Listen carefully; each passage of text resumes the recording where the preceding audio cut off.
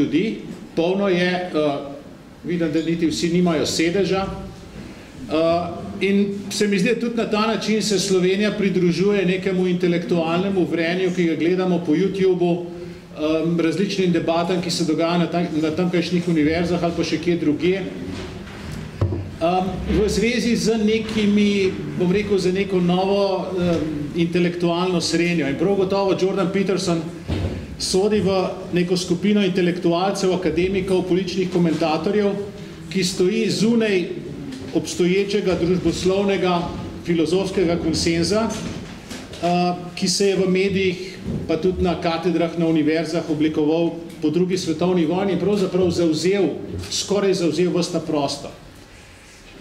Ljudi, ki so del tega vrenja, se mi zdi, da je mogoče razdeliti nekako v 3 skupine ali pa 3 take grupacije so tukaj. Ena je zbrana v heterodoksni akademiji, ki jo vodi Jonathan Haidt, ki ga poznamo po knjigi Pravičniški um.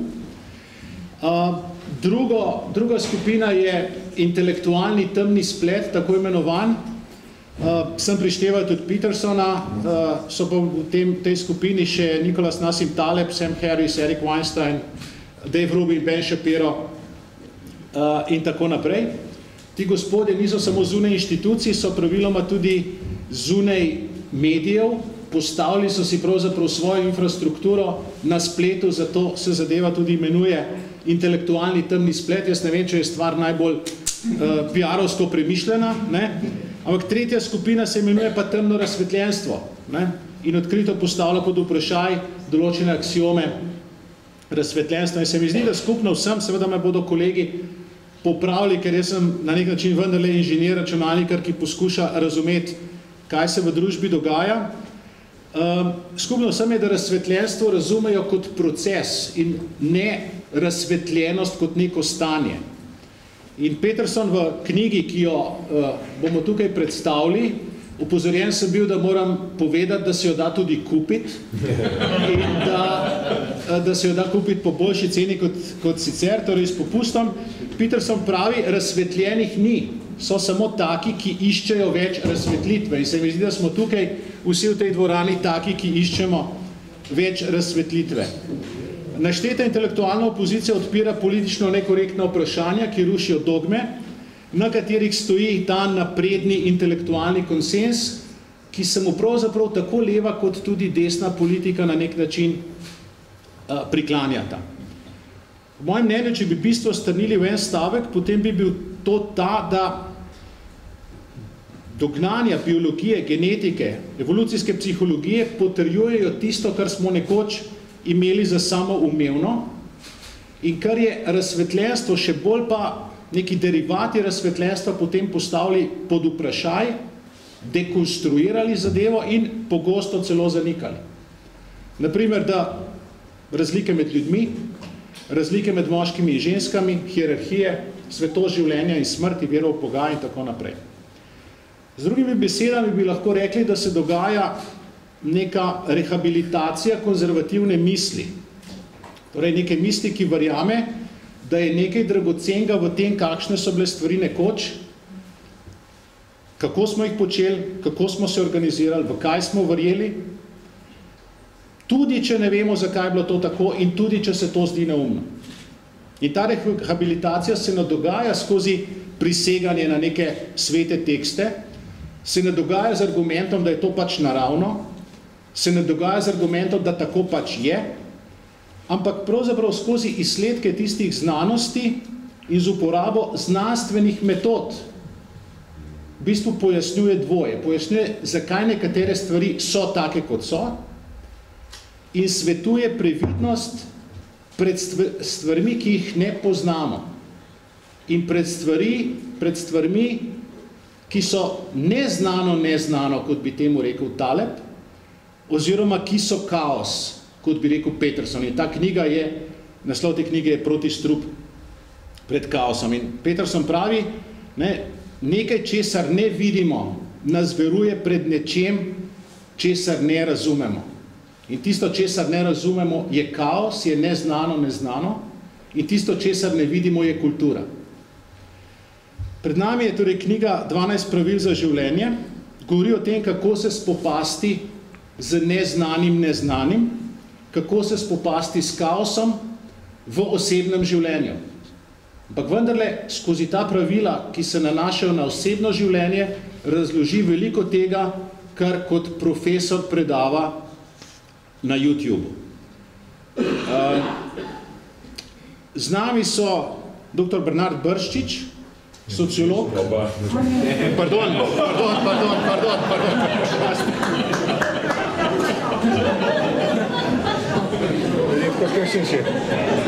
Torej, ja. Kaos. Dr. Bernard Nežmah, sociolog, publicist, predavatelj na filozofski fakulteti in na fakulteti za medije.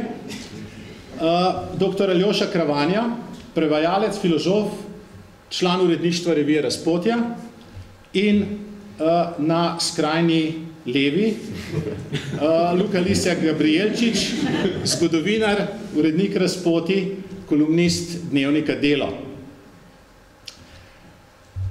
Najprej bi bilo zanimivo nekoliko osvetliti ta fenomen Jordana Petersona, morda tudi ostalih. Zakaj tak odmev za stvari, za pravila, ki če jih preberete, če jih pogledamo, ne zvenijo nič popolnoma novo. In mogoče bi stavo začel Bernard Nežmah. Ja. Izvoli. Hvala. Peterson pravzaprav, če bi hladno gledal, na ravni idej ni prinesel nič kaj nobenega velikega obrata.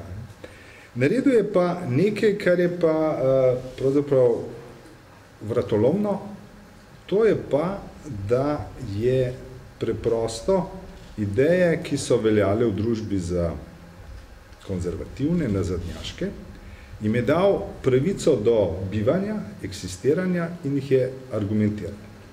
Seveda argumentiral na en poseben način. Recimo, največji, ki velja med sodobnimi intelektualci, Noam Chomsky, on se tudi ukvarja z fenomenom manipulacij medijskih, manipulacij vlad, velesil, ampak on to počne pravzaprav ex cathedra.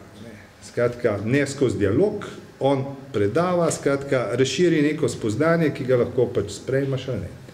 Petersonu je uspel to, oziroma uteleša, da je po svoji naravi seveda liberalc, libertinc, skratka, od stila obnačanja do komunikacije je popolnoma prevzel držo modernega zahodnega intelektualca, ampak vzel si je pa svobodo, da misli. Da misli zoper dogme oziroma zoper vladajoče ideje, skratka, vladajoča stanja. Zdaj, ta njegov fenomen je za Slovenijo oziroma za države bivših komunističnih režimov še toliko bolj izzivalen. Namreč v tej epohi partijske vladavine je pravzaprav bila lansirana ena ideja, ki je v mnogočem še vedno dominantna. Da obstajajo neke napredne ideje. In ker so neke ideje napredne, so a priori več vredne od drugih in z tega stališča določene ideje smatramo in jih postavimo v srednji vek. Značilno tega pogleda na srednji vek je, da srednjega veka seveda takega uporablja kot slabšalno oznako, niti ne pozna, namreč srednji vek je bil sam poseb prizorišče disputov najrazličnejše vrsti. In to, kar je bilo torej ukoreninjeno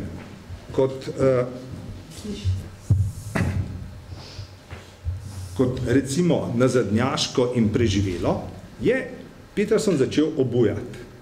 Obujati seveda predvsem pa na način, da je to počel v dialogu, v polemiki. On, če ga gledate na YouTubeu, on uživa, kadar je soočen z nasprotniki. Uživa v tem, da pravzaprav lahko njihove misli inkorporira in potem pobije in to, kar počne, kar je pa zelo njegovo, je pa, da ni na stališču tega, vsi pogledi so možni, seveda vsi pogledi so možni, ampak on kljub vsemu postal, da so nekateri bolj utemeljeni, bolj racionalni. In s tem je pravzaprav, in predvsem z YouTubeom, če vzamemo našega Gillasa, ki je bil znan po tem, da je bil prepovedan in neznan, od njem je bil pri nas samo mit, knjig njegovih se ni dal dobiti in brati. Skratka, v tistem času Gillas ni imel možnosti, da bi imel na YouTubeu predavanja. In to svobodo je seveda Peterson izkoristil. Izkoristil jo je seveda v še enem zelo svojskem načinu, da pa on uteleša maksimalno toleranco.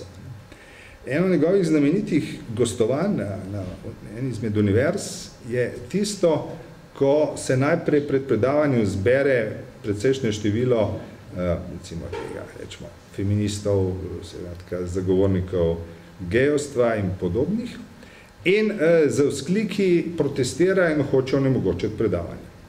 Ko se seveda to nekako razkropi, se dogodi nekaj nenavadnega. Mož predava, zunaj pa razbijajo, opijajo, tolčejo po oknih in on nonšalantno pripoveduje, kdaj s kako opasko. Skratka, nobene potrebe, dajmo pokličimo policijo, odstranimo te, ker nam onemogočajo predavanje. Ampak je sprejel. Sprejel je njihovo pravico, da ga ne marajo, ampak kljub vsemu insistira in rezultat je bil vsem pol pravzaprav zelo pomenljivo. Namreč dvorana oziroma stavba univerze je bila na koncu razbita, so nekaj šipsov razbila in se je skazalo seveda, da je netoleranten del pravzaprav ravno tisti, ki pledira k naprednemu, k bolj svobodnemu. S tem je sprejel, bi rekel, težek položaj, konc koncev, kdor predava mrd tišino ali pa saj miru, morda kakšno vprašanje, v nobenem primeru pa ne topotanja in razbijanja.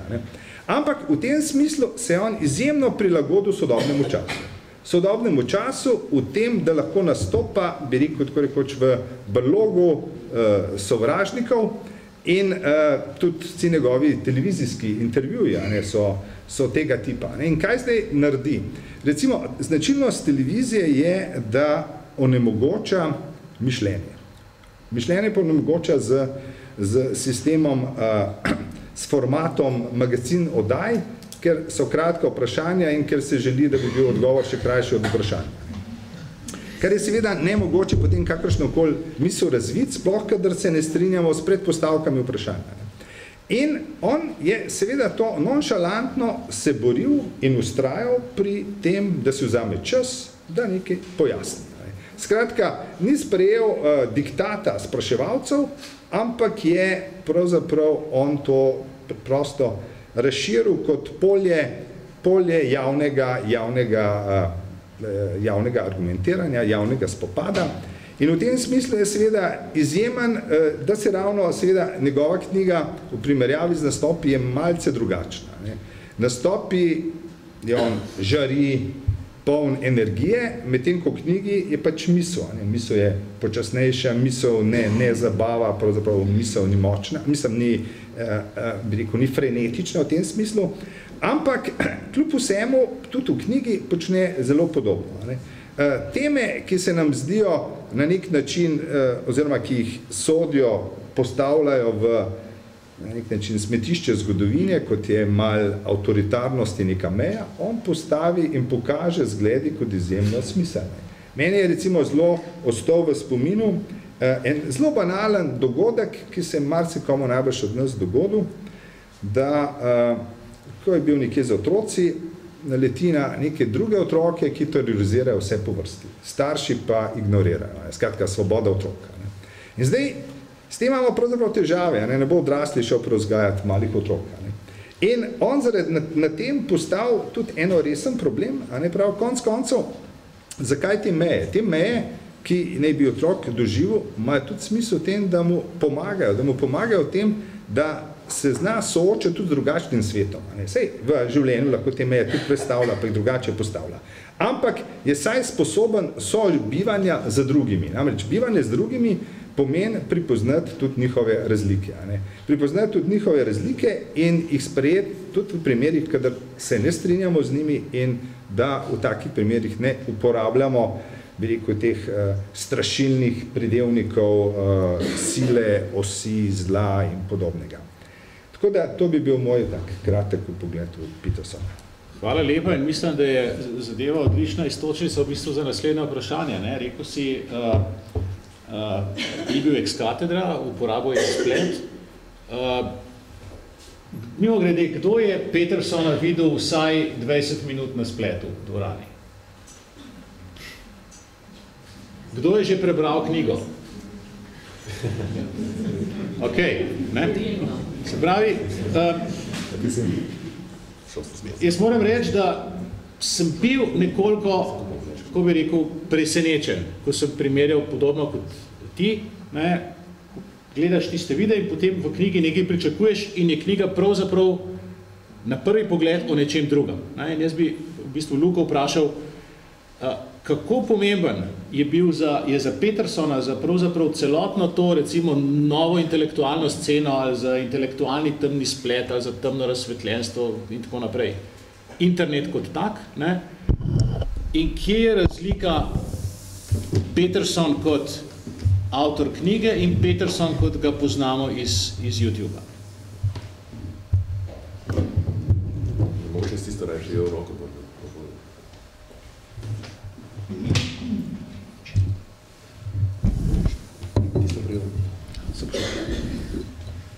On je enkrat v enem intervjuju rekel, da so ljudje prišli zaradi kontroverze oziroma zaradi polemike, ostali so pa potem pač pri njemu, namenili smo dodatno pozornost zaradi vsebine. In pač ta polemika okrog njegovega nasprotovanja rabi alternativnih zajemkov je prišla v nekem pač trenutku, bi rekel, izjemno napetem zgodovinskem trenutku. To je bilo par tednov oziroma par dni celo pred ameriškimi volitvami, ko se je ta v bistvu ideološka polarizacija na severnoameriški celini tako rekoč dosegla vrhunec. In kar naenkrat je bil tam nek človek, ki je znal izjemno, kako bi rekel, lucidno artikulirati neke pozicije, ki jaz mislim, da niso inherentno konservativne ali pa desničarske. No, zadnje treba razumeti, da Peterson je neznan bil v Ameriki, ampak ni pa tako neznan v Kanadi, recimo. Peterson je že leta in leta bil, kako bi rekel, domač obraz na kanadski javni televiziji, če lahko tako rečemo, se pravi njihovi verziji PBS-a. In je tam vrsto let nastopil tudi kot bi rekel, strokovnjak, so ga vabili v studio in tako dalje. Se pravi, je bil neka dokaj znana osebnost, imel tudi nek, kako bi rekel, akademsko kariero, ki se začenja v Harvardu in se na to nadaljuje v Univerzi v Toronto, ki je ena najbolj uglednih univerz že spet na severni polobli. Se pravi, nekdo, ki je bil očitno sposobljen, nekdo, ki je prihajal iz jedra, iz središča, bolj kot iz obdobja nekega akademskega establishmenta, ki pa je prav zaradi, kako bi rekel, zaradi svojega ustrajanja pri neki, bolj kot heterodoksnosti, bi rekel, neki raznolikosti. Ker njegova predavanja so poskušala biti to, kar danes intelektualno življenje, predvsem na univerzah, dostikrat ni več. Se pravi, ne zgolj neko zelo osko, strokovno, se pravi, da ti zbereš neko zelo specifično tezo in potem na njej pač celo življenje delaš, in potem tvoje tekste berejo drugi strokovnjaki in tako dalje, ampak je poskušal vnesti nek širok spektr, ker ne gre samo za čisto, bi rekel, moderno, znanstveno kopičenje vednosti, ampak gre tudi za ta klasični element modrosti, ki je pri njemu zelo pomembno. In zaradi tega tudi on v svoji karieri zelo malo napisal, to mislim, da če se ne motim njegova druga knjiga ali tretja knjiga, tudi dosti avtorski članek ni napisal, ampak zanima ga ta pedagoški element. In je, mislim, da zelo posrečeno izkoristil ta, bi rekel, politični razlog, zakaj so ljudje začeli ga poslušati. In rekel, ampak poslušajte, jaz, kar resnično lahko vam pripomorem in za kar me je vredno, recimo, še naprej poslušati, je ravno ta moja izkušnja kot kliničnega psihologa, ta izkušnja, kako bi rekel, združiti nek znanstveni pogled, z to zdravstveno rigoroznostjo in nekimi klasičnimi, bi rekel, principi neke modrostne literature. In v tem pogledu ta knjiga je, kako bi rekel, bomo rekel, mi, Evropejci, že tako rečemo, mi ljudje, ki smo recimo tudi zrasli z knjigami od Družine, pa od Sidra, pa bi rekel vse te literature, je to nek žanr, ki ga dobro poznamo. Ne? To zdaj bi rekel, Jozef Piper spada v ta žanr, pa bi rekel, tudi naš Milan Komar, ne? To si ti recimo pravilno ugotovil, pa tudi recimo Piaget in cela vrsta nekih avtorjev, ki so predvsem v zgodnjih obdobjih, recimo na začetku 20. stoletja, to bi rekel, stare, bi rekel, modrosti, že antične, stoiške, pa potem krščanske, uspeli spraviti skupaj z neko moderno psihologijo, recimo Frankl, no, recimo tudi tak primer. Kako? Ortega i Gasset, mislim, mnogo jih je v Namuna in tako dalje. Ne? Kar pa se je predvsem, bi rekel, v Ameriki zgubilo. Obstaja neka, in tukaj potem pride, da se poročuje za toliko vinek, vprašanje interneta, ne? Ker v tej, kako bi rekel, v tej zelo razdrobljeni družbi, kakršne ameriške, kakršne vse bolj postajajo tudi evropske, ker imate neke zelo ozke intelektualne sfere, ki se ukvarjajo z nekimi zelo specifičnimi vprašanji in na drugi strani neka vse močnejša ideološka polarizacija, tako na levici kot na desnici, pride Peterson notar z nekim tradicionalnejšim pristopom, z nekim pristopom, kot sem rekel, tudi bi rekel, nek klasični evropski izobraženec prepozna kot svojega in zgleda to kar naenkrat kot neka novost. Ne? In internet kot bi rekel nek tudi nov medij, kar naenkrat lahko postane platforma za revitalizacijo neke klasične in sočasno moderne misli. To se meni zdi zanimivo. Hvala lepa. Tole, kar si rekel, me je spomnilo, da se naslovi na starem modrosti. Taleb je nekje napisal, kar rečeš o družboslovju, kar rečeš o sociologiji, če ne moreš citirati nekaj